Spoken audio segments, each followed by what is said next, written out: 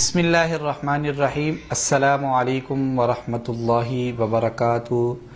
قال اللہ تعالی فی القرآن المجید والفرقان الحمید، یا ایہا الذین آمنوا کلوا من طیبات ما رزقناکم واشکروا للہ ان کنتم ایاہ تعبدون۔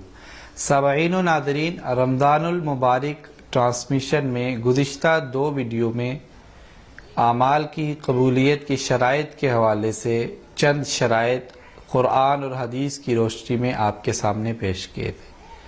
آج کی اس ویڈیو میں انشاءاللہ العزیز اعمال کی قبولیت کے لیے ایک اہم شرط اور آخر پر ایک اہم طریقہ آپ کو اعمال کے قبول کروانے کا پیش کیا جائے گا۔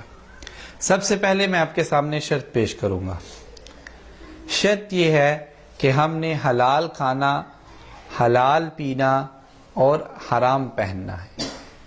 اگر میں حلال نہیں کھاتا، میں حلال نہیں پیتا، میں حلال نہیں پہنتا تو میری کوئی بھی عبادت قبول نہیں ہوگی۔ اس حوالے سے 2 احادیث آپ کے سامنے پیش کروں گا۔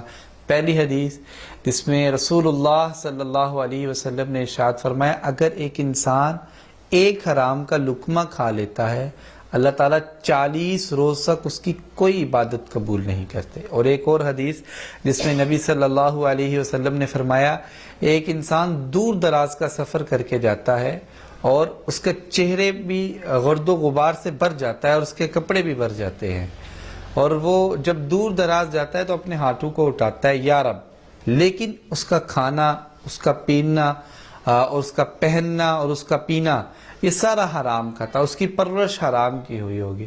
تو اللہ تعالیٰ جب وہ ہاتھ اٹھائے گا، دعا کرے گا، تو اللہ تعالیٰ ایسے بندے کی دعا بھی قبول نہیں فرمائیں گے۔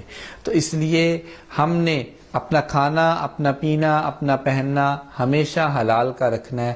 حرام امور اور حرام کھانے پینے اور پہننے سے ہم نے اجتناب کرنی ہے۔ آخری گزارش، آپ جب بھی نیک عمل کریں، آپ جب بھی کوئی اچھا کام کریں، آپ اللہ تعالیٰ سے دعا کیا کریں کہ اللہ تعالیٰ ہمارے اس نیک عمل کو اپنے حضور شرف قبولیت سے نواز۔ اس حوالے سے انبیاء علیہ السلام کے واقعات قرآن میں ملتے ہیں۔ حضرت ابراہیم علیہ السلام نے جب اللہ کے گھر بیت اللہ کو تعمیر کیا تو اس کے بعد دعا کی، وَإِذْ يَرْفَعُ إِبْرَاهِيمُ الْقَوَاعِدَ مِنَ الْبَيْتِ وَإِسْمَاعِيلُ رَبَّنَا تَقَبَّلْ مِنَّا إِنَّكَ أَنْتَ السَّمِيعُ الْعَلِيمُ۔ جب انہوں نے اللہ تعالیٰ کے گھر کو تعمیر کر لیا، اس کے بعد اپنے ہاتھوں کو اٹھا کے دعا کی کہ اللہ تعالیٰ ہمارے اس عمل کو قبول کرنا۔ تو اس لیے ہم نے بھی دعا کرنی ہے اللہ تعالیٰ سے، ربنا تقبل دعاءنا، ربنا تقبل صلاتنا، ربنا تقبل صیامنا، ربنا تقبل قیامنا، ربنا تقبل حجنا وعمرنا، ربنا تقبل منا انک انت السمیع العلیم۔ میری اس ویڈیو کو لائک اور شیئر ضرور کیجیے گا، اور رمضان المبارک ٹرانسمیشن میں میرے ساتھ رہیے گا، ہر روز ایک نئے پیغام کے ساتھ۔